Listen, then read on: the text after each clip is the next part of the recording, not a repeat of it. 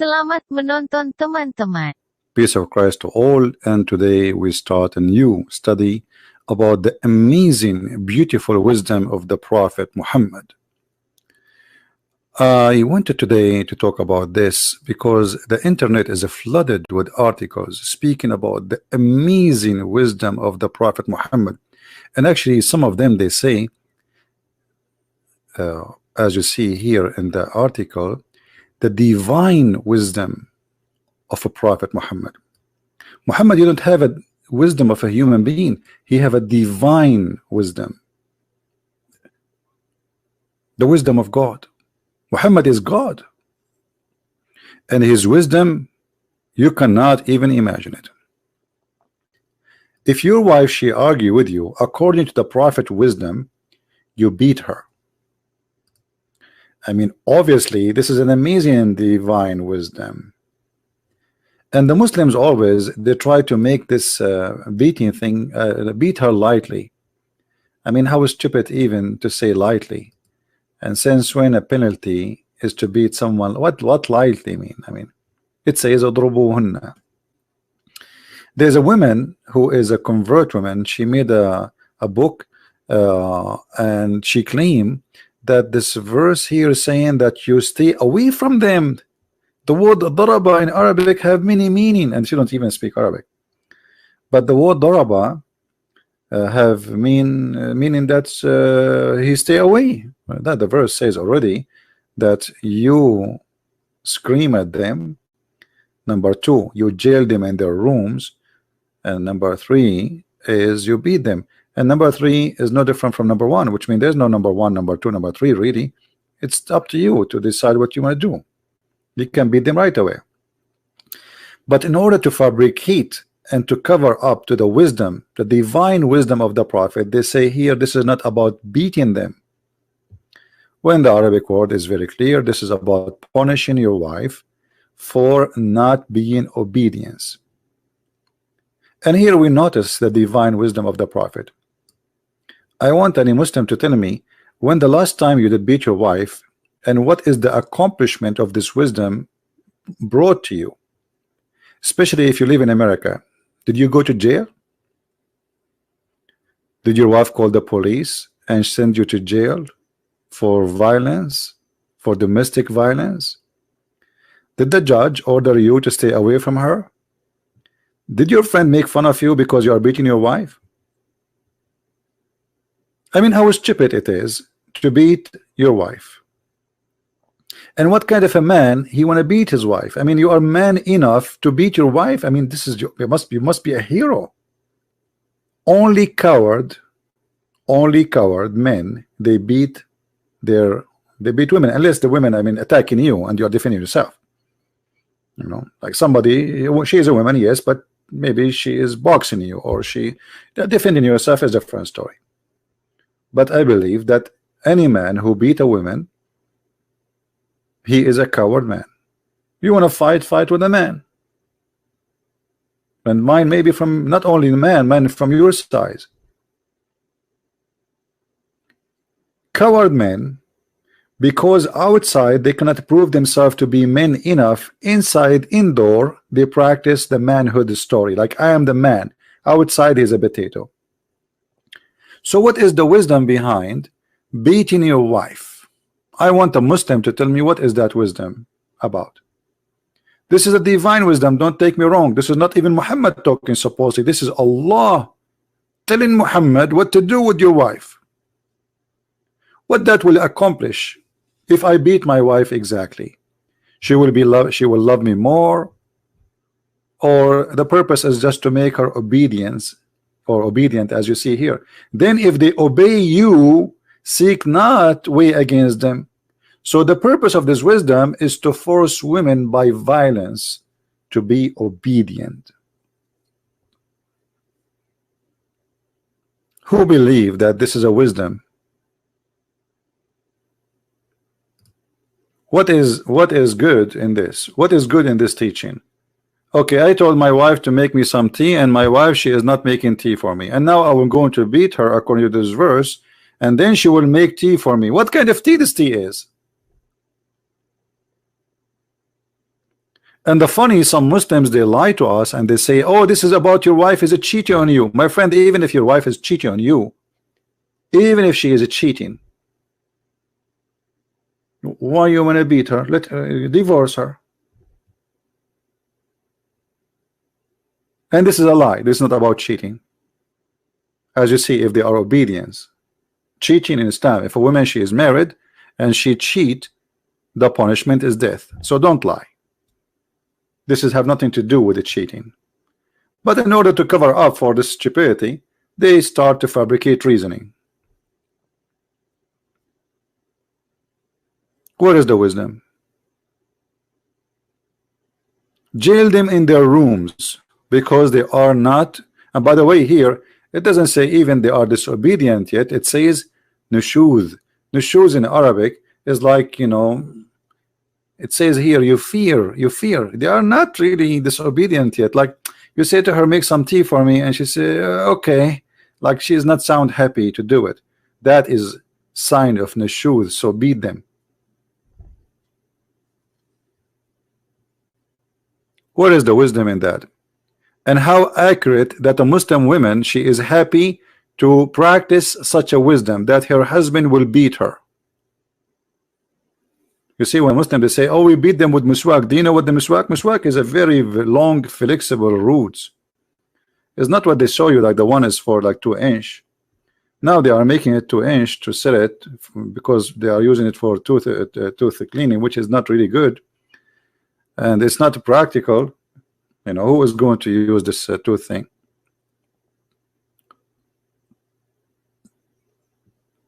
I can search right now. And let me do it for you. For what it's called miswak, and you will see the miswak is a long branch of root, which is very harmful.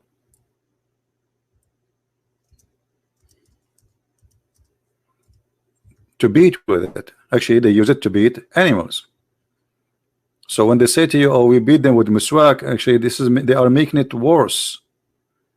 They are making it even more ugly. See, this is the miswak. Take a look. Let us put it for you in the screen.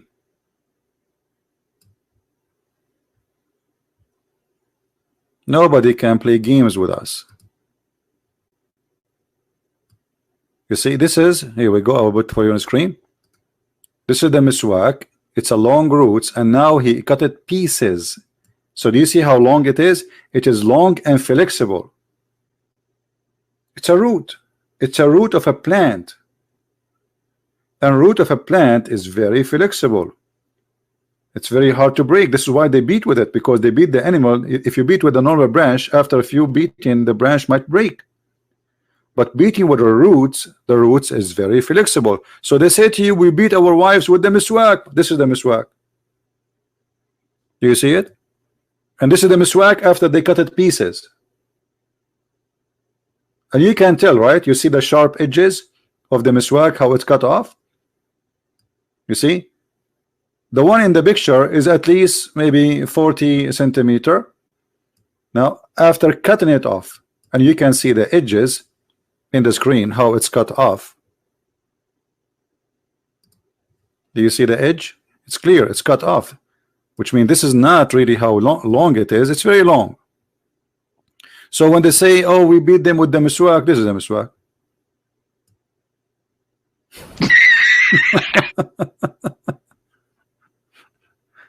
This is the miswak. And this is the same root they used to beat the camel with. Camel, you know how tough the camel is? They beat their animals with it.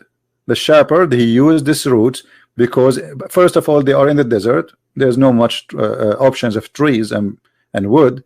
This is a root to grow under the ground. They dig in the ground and they take the roots.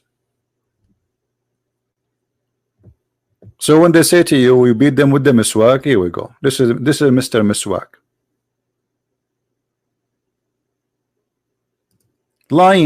Lion has no legs, but in Islam has nose, legs, hands. You know, they try to install branches to it. And by the way, don't take me wrong, in Islamic countries there's many women, they beat their husbands, just to let you know. And here it shows that Muhammad, he have no wisdom whatsoever. You can search right now and you will see a huge part of domestic violence in Morocco, Algeria, Egypt is women beating the husband, because in most of those Islamic countries women are so big and men so small, so it works in the opposite way. So look like the Muslim women, they are practicing the opposite. The women, she said to her husband in Islamic country, make tea. He don't make tea, she spank him first time. He don't make tea second time, she use miswak. Who is going to practice this garbage these days to beat your wife? And what kind of a woman you will have after that? I mean, what will happen? She will love you. God knows what she will do to you after you beat her. She hate you, obviously. She will hate you, she will hate you, she will hate you. And she will start thinking maybe about cheating on you. Let us continue with the wisdom of Allah. Men are in charge of women because they had made one, Allah had made one of them excel on the other. Okay, how the man is excel? Okay, let us see how the man excel. This is Allah talking, Aka Muhammad.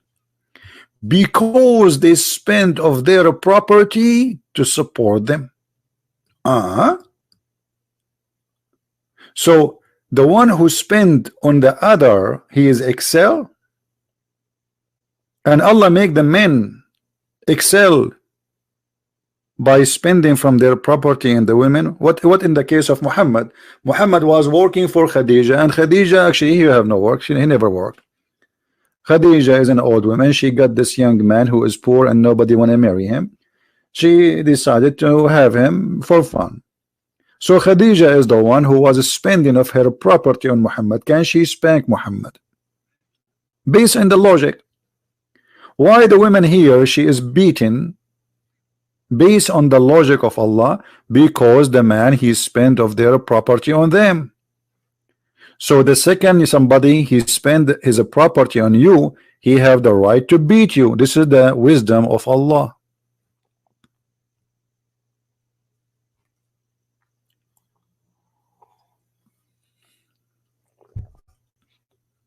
What do you think, Muslims? Can Khadija spank the Prophet because she was spending on him? This is another side of the wisdom. Is that the wisdom? Is that the wise God? Is that what your dad he used to do to your mom? Your mom was obedient because your dad he was beating her in the morning and at night before she sleep? What is the intelligence behind this wisdom, if we can call it wisdom, as Muslims they claim that Muhammad he have a divine wisdom? Obviously this is not a wisdom, this is stupidity, this is savage, and this is garbage teaching. And remember, the Muslim they say that the Quran fit for all time, not only for the time of Muhammad. What else Muhammad he spoke of wisdom, and today I'm focusing in women.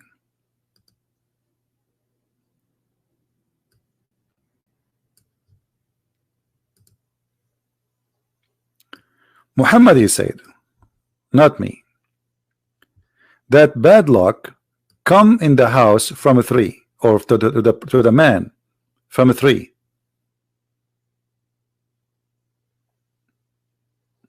The house, the wife, and the female horse.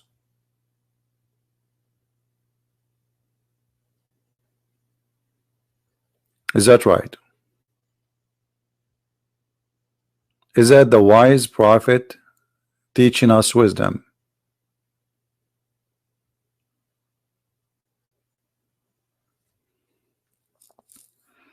An evil omen is only in a three: the horse, the female horse, the women, and the house.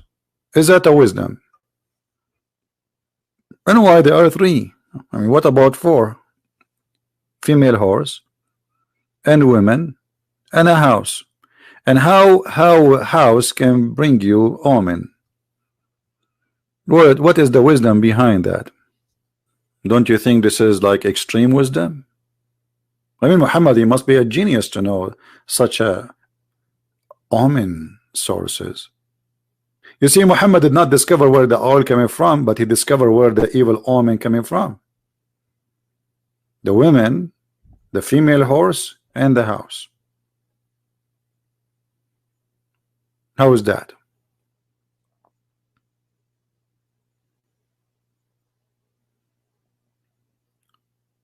And Muhammad wisdom goes further to explain to us his wisdom by saying the following.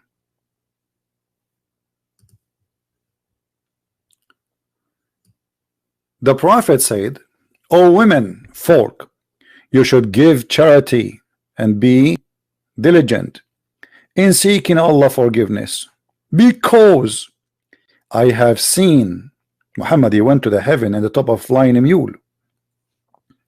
I seen the guy, he went to the sky now and he saw a lot of stuff. Let us see what he saw. I have seen that the dwellers of the hell are women. If Abbas, please brother, I want to go to heaven now. Are you serious? In the hell there's only women? I want to go there, brother. Please, Allah, take me to hell.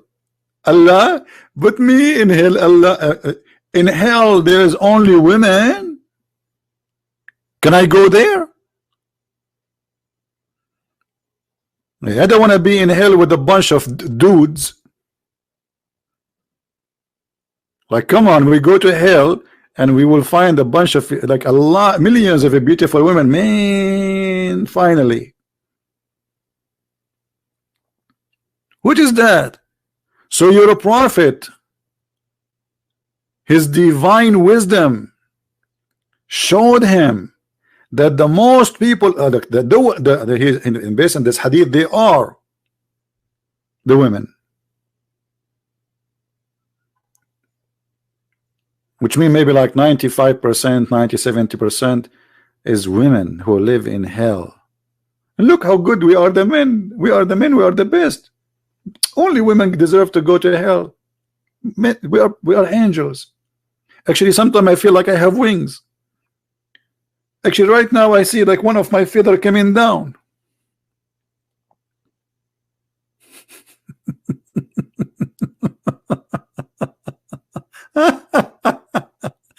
And then the prophet, the wise prophet, he decided to tell us why the majority of women, they will go to hell. Listen to this. A woman amongst them, this is a outspeaking woman, she's brave. She said, why is that? Why is that the majority of the dwell of hell are women? The prophet replied, and listen here carefully, you better listen. This is deep. This is deep.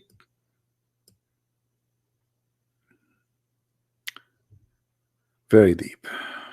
Why, prophet? He said, the prophet replied, silence please, the prophet will talk now. You curse frequently and you are ungrateful to your husband. The women, they curse frequently. I can show you Allah, he curse, Muhammad, he curse, Muslim men, they curse. Actually, all the prayer of the Muslims is cursing. So since when cursing will make a bad person bad in Islam, when Islam is based on cursing? And then he said, the prophet now, look, he's a philosopher.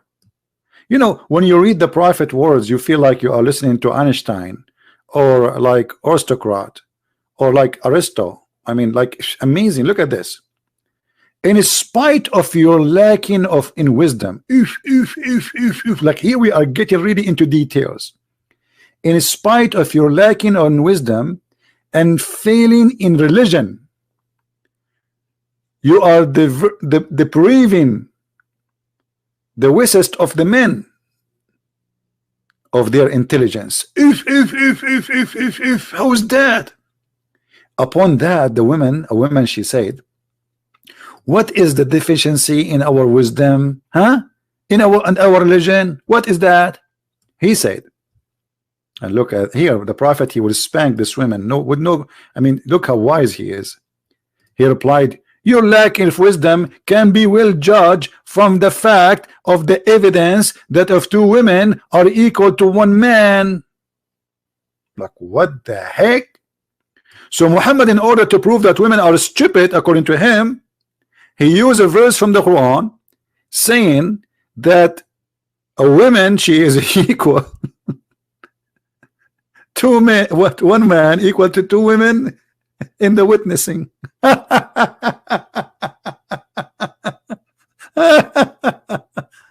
boy.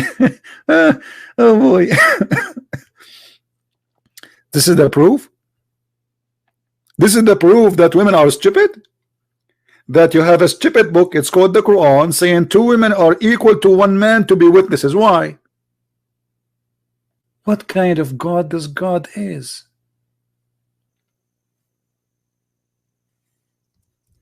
Muhammad, he asked for a loan.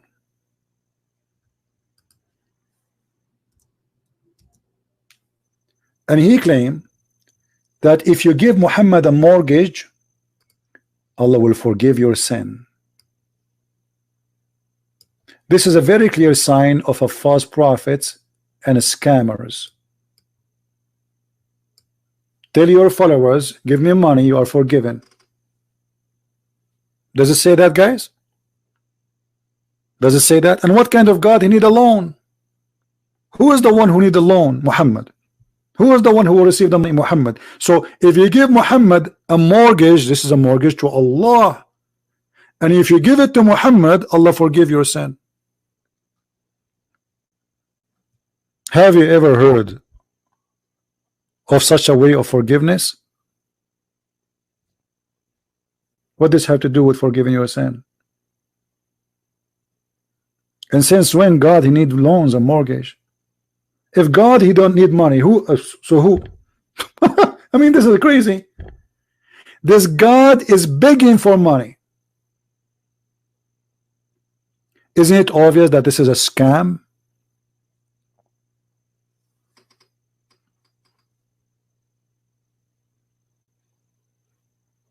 How much money Jesus he received?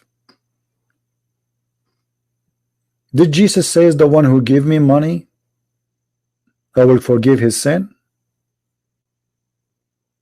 Since when? And do you know where your money is going?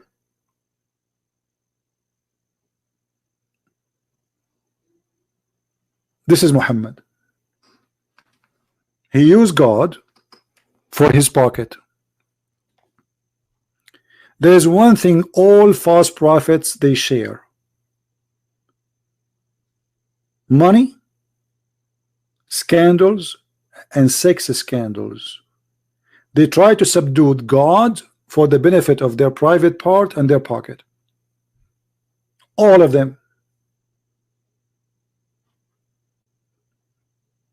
And you can go right now, search in Google, and find how many false cult leaders, what they share together. All of them share one thing: they sleep with the women, they follow them, and they take the money of people who follow them. As simple as that. Not a single one of them was, or we can say, like, he don't want really anything. He's just a believer in something. Those who ask for your money, claiming that money can bring you to God or to heaven, they are scammers. Never trust them, never believe them, and never follow them. Actually, the Quran said that the followers of Jesus in chapter 36, they never asked for wages. They never what? Ask for wages. Even the Quran witness for that.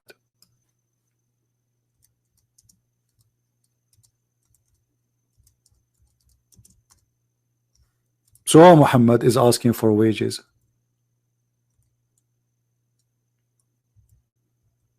Any Muslim have an idea? How come the disciple of Jesus They never ask for wages. But Allah himself need wages, Allah himself need money, and Muhammad himself need money. Those are the followers of Jesus.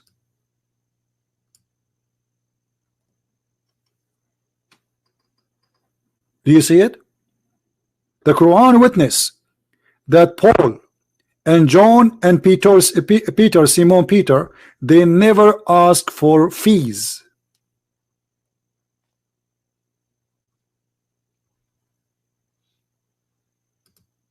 So why Muhammad he need money?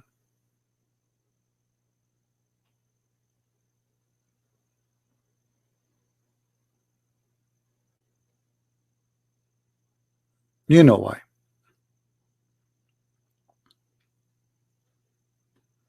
You cannot buy God by money, my friend. God is not a fool.